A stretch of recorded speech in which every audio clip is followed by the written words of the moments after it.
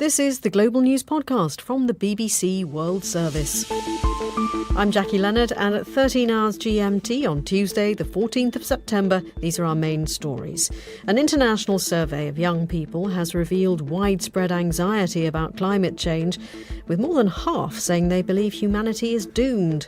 Also, BBC research finds the number of extremely hot days every year, that's when temperatures reach 50 degrees Celsius, has doubled since the 1980s. These are enormous heat waves, and heat waves are, especially in developed countries where we do have the numbers, the most deadly extreme events by a large margin. We'll look at the findings and their implications, and we'll hear from Nigeria and how people's lives are being affected. Also in this podcast, Guinea's new military rulers begin talks to try to build a consensus, and repair work begins on Stonehenge, one of the world's most famous prehistoric structures. To begin, do you remember this? I should be back in school on the other side of the ocean. Yet you all come to us young people for hope. How dare you? The teenage environmental activist Greta Thunberg in scathing form when she spoke at the UN Climate Change Conference in 2019. 2 years on, new research suggests that anxiety is becoming more widespread. A survey with responses from 10,000 people aged 16 to 25 across 10 countries found that nearly 60% were either very or extremely worried about climate change. 40% said they were hesitant to have children as a result. Caroline Hickman from Bath University in England is the lead author of the survey. Climate anxiety in children and young people is really not just about environmental degradation and environmental problems, but also how they feel that adults, and specifically governments and big business, are acting or not acting in response. A lot of media coverage has been accused of making children and young people more anxious. I would dispute that. I would say what makes them more anxious is when people don't talk to them about it. We had a significant number who said that they felt dismissed. Our environment correspondent is Roger Harrabin. Well, I have to say, I've been reporting on this for 35 years and you get pretty inured to bad news, but I was really quite rocked when I read the figures on this. I have children, obviously, and a couple of grandchildren as well, and I'm looking to their future and seeing what these young people are saying. So 45% of those surveyed in 10 countries in a survey led by the University of Bath in the UK, 45% of them said fears about climate change were affecting their daily life. So they're thinking about climate change every day. Around 3/4 found the future frightening. Imagine that word. And then what really knocked me for six was 56% of them felt that humanity is doomed.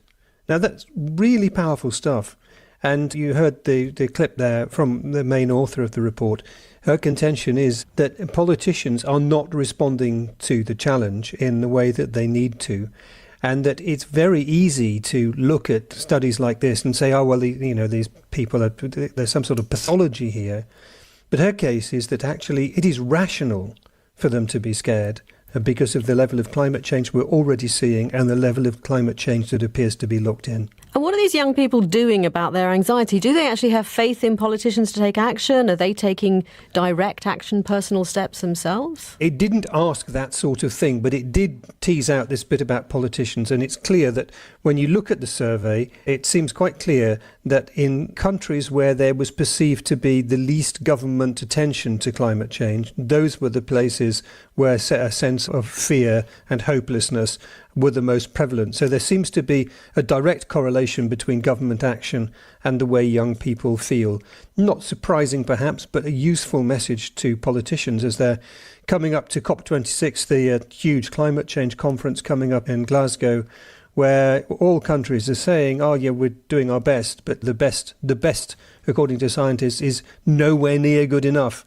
And if we're heading for a temperature rise, as we appear to be, according to the science, of over 3 degrees, well, we've had these episodes this year, 3 inches of rain in New York, record temperatures, annihilating previous temperature records elsewhere, fires in Siberia. We've had that with 1 degree. So I think these young people don't want to find out what 3-degree warming is going to be like. That was Roger Harrabin. The military leaders who ousted Guinea's President Alpha Condé on September the 5th are beginning 4 days of talks to try to build consensus on the country's future. The coup was criticised by Guinea's neighbours and it's facing the threat of economic sanctions. Our Africa regional editor Will Ross explained what the military leaders are trying to achieve. Over the next 4 days, an extraordinary number of meetings going on, 6 hours each day they've timetabled, and the military leaders have called political parties as well as representatives from the regions across Guinea and religious leaders. That's all supposed to happen today. And then Wednesday, diplomats will be heading to the People's Palace to meet the military leaders, as well as representatives of the civil society. And then the all-important mining companies will get to have their say on Thursday, as well as banks and trade unions at the end of the week. So the military leaders are really saying, we are going to hold talks with you so that together we can work out the timetable for moving the country forward and a return to civilian rule and the formation of a government. But they're not giving much away in terms of how long they think, the military leaders think, that will take. And of course, as you say, there is some pressure on the military at the moment, having carried out the coup. That then led to the African Union and the ECOWAS, the West African regional body, condemning the coup and banning the country from all its activities. So we wait to see what happens next. One of the unanswered issues at the moment is what will happen to the ousted President Alpha Condé. What are we hearing? Yeah, that's a difficult one, because on the one hand, most of the regional pressure is saying you've got to release Alpha Condé. He has been ousted, but the military will be very keen to ensure that he remains an ex-president, as it were, because he could, if released, build up some momentum to try and force his hand to get back into power. And from what we're hearing, he's refused to sign any kind of a resignation letter, so they're likely to keep him locked up for now. That was Will Ross, our Africa regional editor. Voting closes today in the election to decide whether to remove the governor of California, Gavin Newsom. It's the biggest vote to take place in the US since Joe Biden became president. And as Sophie Long reports, there might be some unconventional contenders, but the result could have serious implications not just for the political trajectory of California, but the whole of the United States. Well, welcome back, everybody, to Friday Nights of the French Laundry, where we're seating all we can to unseat Gavin Newsom. The campaign to unelect Governor Gavin Newsom began after he closed California as COVID-19 cases first started to climb. But it was his flagrant flouting of his own rules that gave his opponents a cause to rally around. While he told Californians to stay at home to flatten the curve, he was dining at the exclusive French Laundry restaurant. Inside, with 12 people, totally unmasked, celebrating a lobbyist's birthday. I mean, it is probably one of the most boneheaded decisions ever made by a governor of the state of California. That's political analyst and podcaster Sherry Bebbich-Jeffy.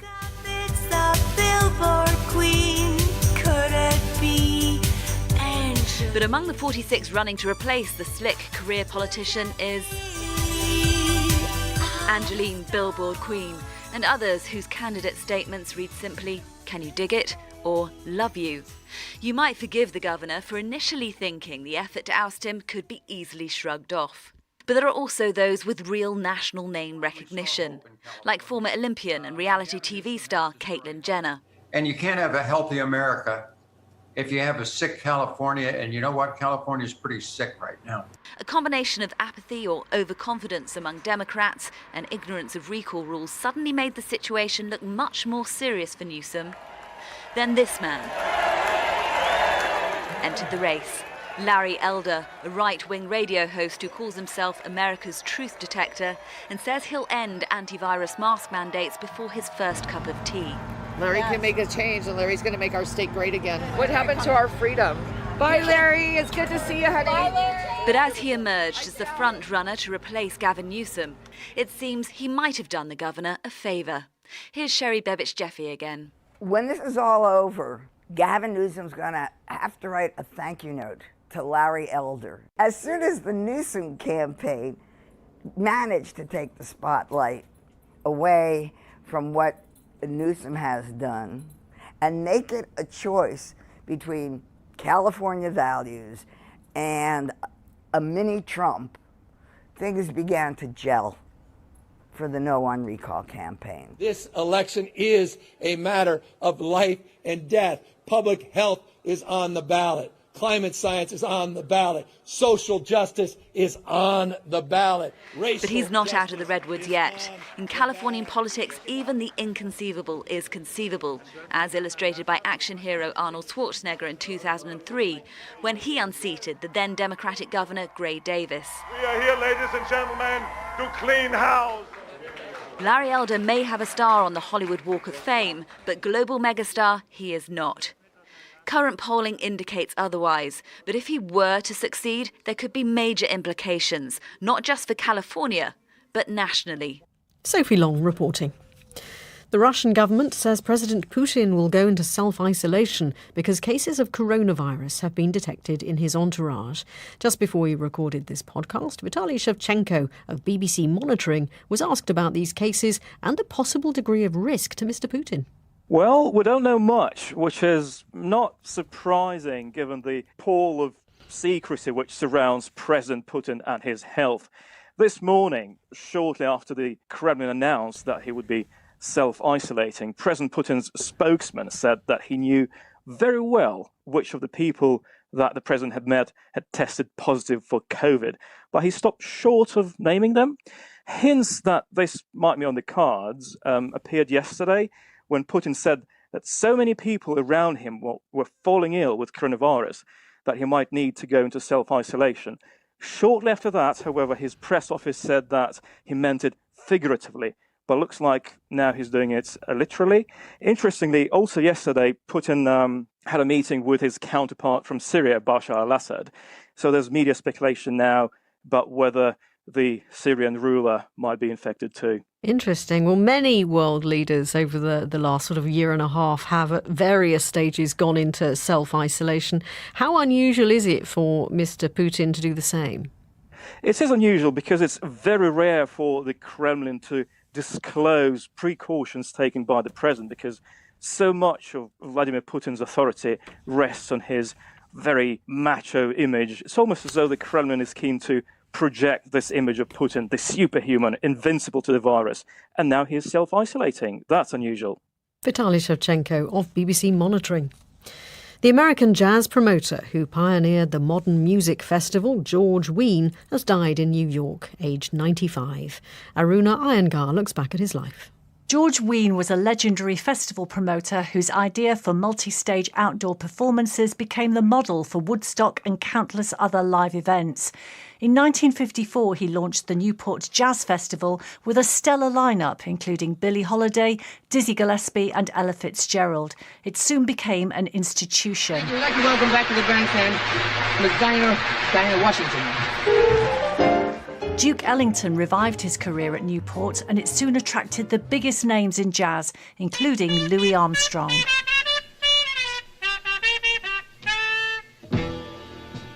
Up the lazy river.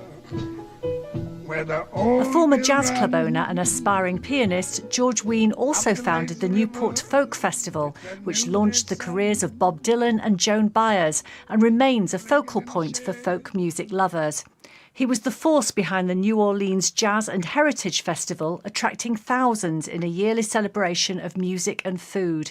Into his 80s and 90s, he was organising programmes for music around the world.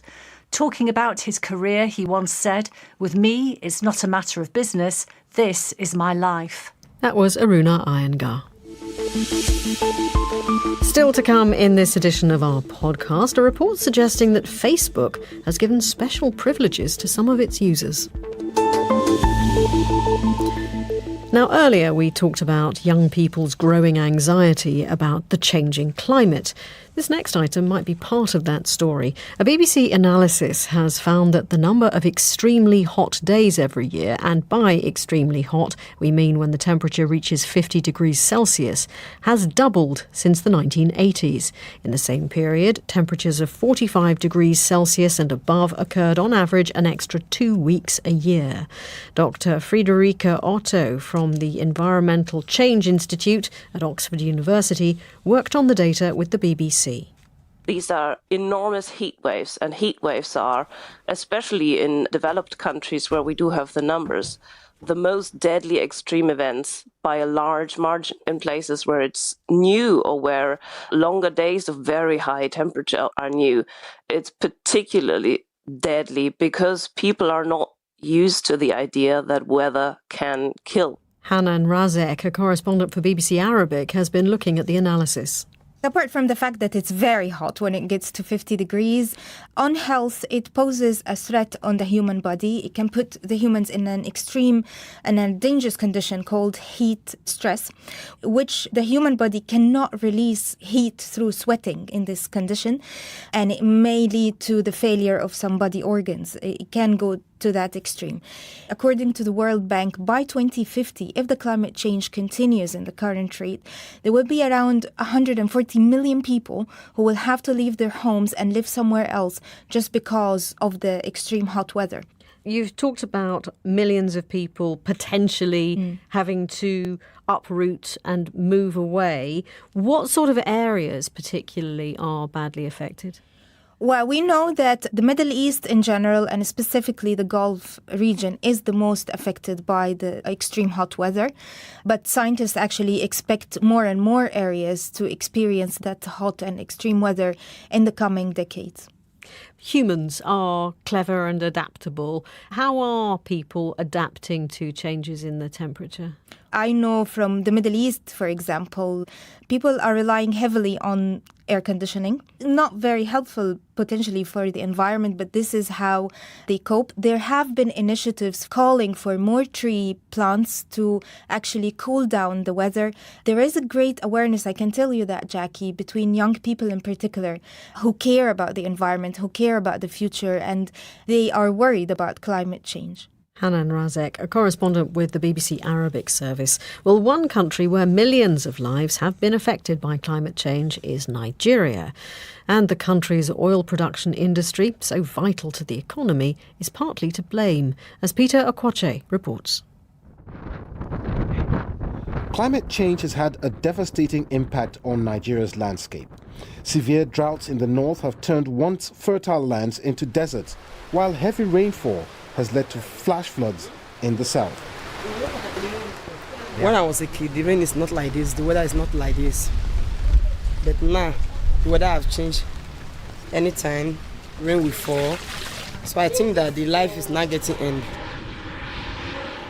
But Nigeria is also a major producer of oil, and its oil-rich Niger Delta region has had a particular emission problem that has made things worse: gas flaring. It's the process of burning the natural gas that is released when oil is extracted from the ground. The practice is a major source of greenhouse gases and a large contributor to climate change in the country. It is also illegal in Nigeria. This is my children. Yet about 2 million people like Joy and her family live around the gas flare. The heat here is unbearable. But despite the temperature, Joy, a mother of 6, is laying trays full of ground sweet pudding tapioca for drying. The reason I have short hair is because if I grow my hair long, it could burn my head if the flare shifts its direction and explodes. But despite the risks, Joy's tapioca business is her only way to make ends meet. She now has to work even harder than usual as she needs to raise money to help pay for her mother's funeral. It's bad for our health, but we say to hell with the consequences. We need to support our families. She's been working hard with her children for the past 4 days. Together, they are cutting, grating, and heating the tapioca. They then put the tapioca in sacks and take them to the flow station. There, oil comes out of the wellhead and the methane gas that is produced is burnt off. The outcome is a huge flare around which Joy sets her tapioca trays. But even though she needs the money, Joy still wants gas flaring to stop. In my view, the government should lead efforts to end gas flaring in the oil industry, and hopefully that will significantly reduce the heatwave and associated health hazards. Nigeria's economic development is largely dependent on oil revenue, yet its oil industry is driving climate change in the country and making it one of the largest emitters of carbon in Africa. And until the government fulfills its promise to end gas flaring by 2030, the lives and livelihoods of many in Nigeria will remain at risk. Peter Okwoche with that report. And you can find more analysis on that story and what the implications are for the whole world by going to the BBC News website. And there will be a series of films posted on YouTube as well. Now, as we record this podcast, thousands of tons of Iranian oil are reportedly being unloaded in Syria before being transported to Lebanon, which is in the grip of a very severe fuel shortage. The Lebanese militant group Hezbollah is trying to avoid embroiling Lebanon in US sanctions on Iran. Anna Foster reports. The group's leader, Hassan Nasrallah, said hospitals, orphanages and homes for the elderly would get priority access to the fuel. It'll be brought over the border by truck from Syria later this week. But once in Lebanon, it'll be distributed by Hezbollah's Al Amana company, itself subject to US sanctions. This is a relatively small quantity of oil given the country's huge shortages, but buying it creates a dilemma for people as they weigh up the need to continue working against the threat of international repercussions. Anna Foster. According to a Wall Street Journal investigation, Facebook gives high-profile users special treatment, which in some cases includes immunity from its rules. The cross-check system steers reviews of posts by well-known users, such as celebrities and politicians, into a separate system that exempts them from its typical moderation process. James Copnell spoke to Jeff Horvitz, a technology reporter for the Wall Street Journal, who investigated the story. Crosscheck is a system that Facebook created because it didn't like making mistakes on high-profile accounts.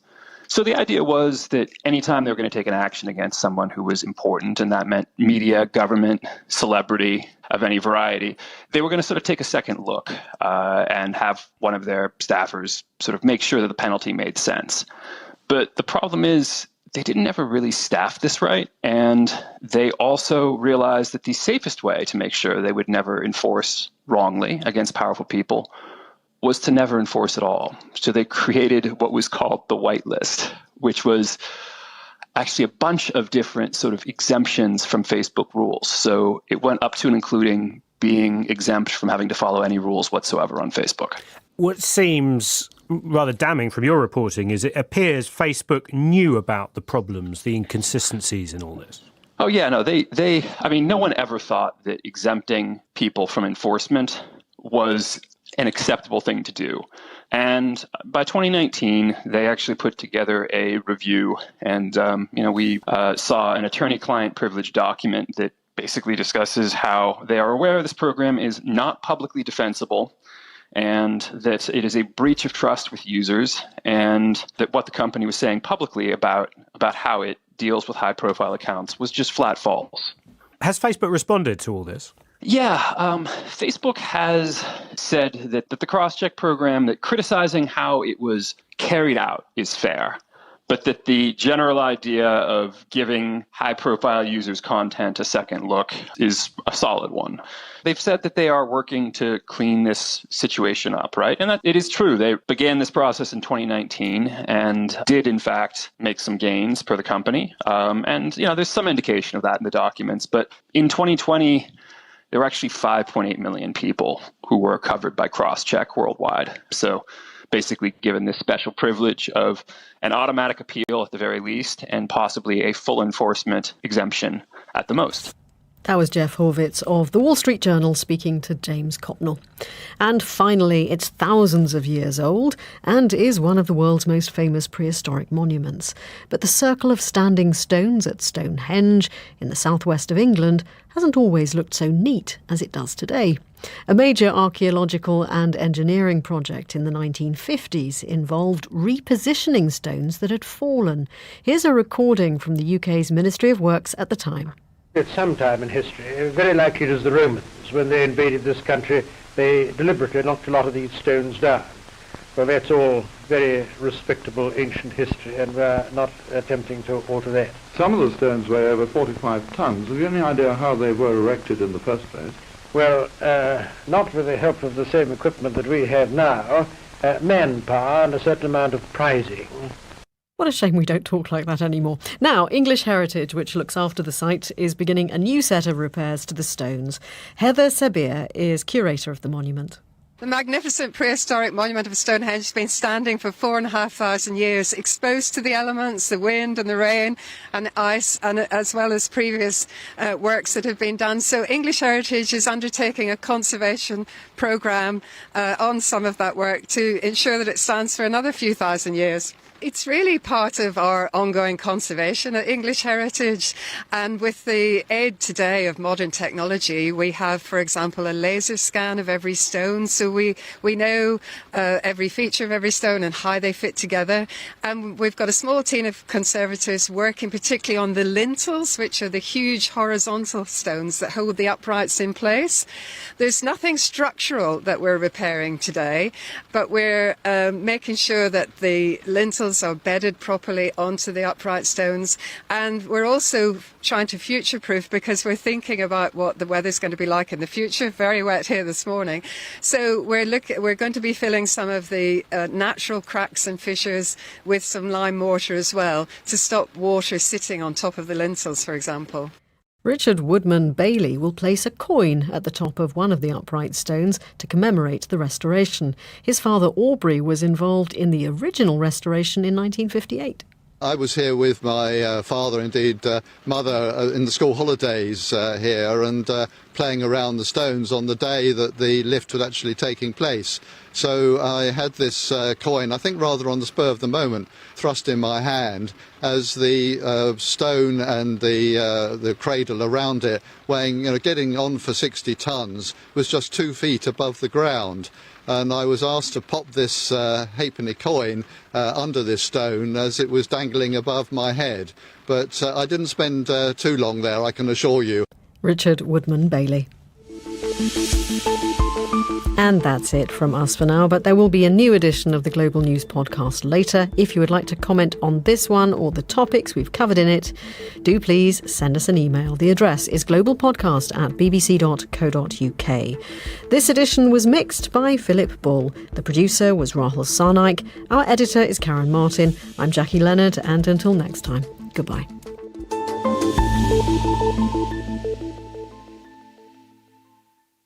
I'm Lise Doucette from the BBC World Service. I've been reporting from Afghanistan for more than 30 years.